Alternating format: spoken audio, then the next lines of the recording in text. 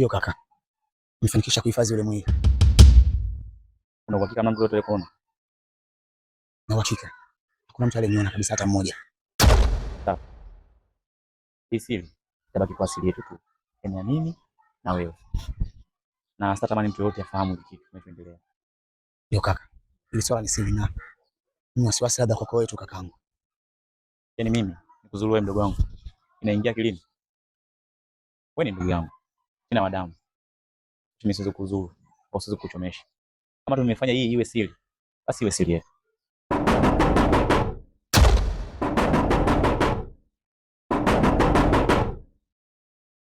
Umekuja na nani? Nimekuja mwenyewe. Kwa hiyo anayegonga geti ni nani? Sijui atakuwa ni nani. Nenda kumsikilize. Ngoja tuangalie.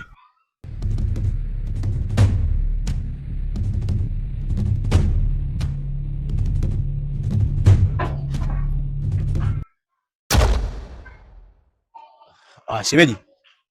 Karibu. Asante shemeji. Habari yako? Salama tu, vipi unaendeleaje?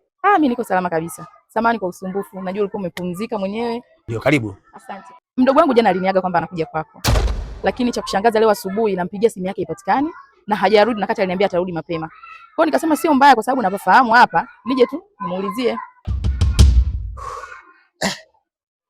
Mdogo wako? Mdogo wako mbona mimi na wiki moja sasa sijaonana naye? Wiki moja? Wiki moja na sijaonana naye, na simu yake naipigia ipatikane sometime. Na mwingine apokee simu yangu. Wiki?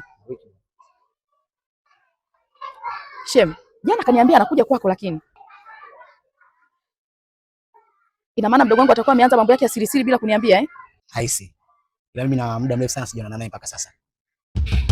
Basi sawa shemeji. Samahani sana kwa usumbufu. Mimi ngoja niende nikamtafute.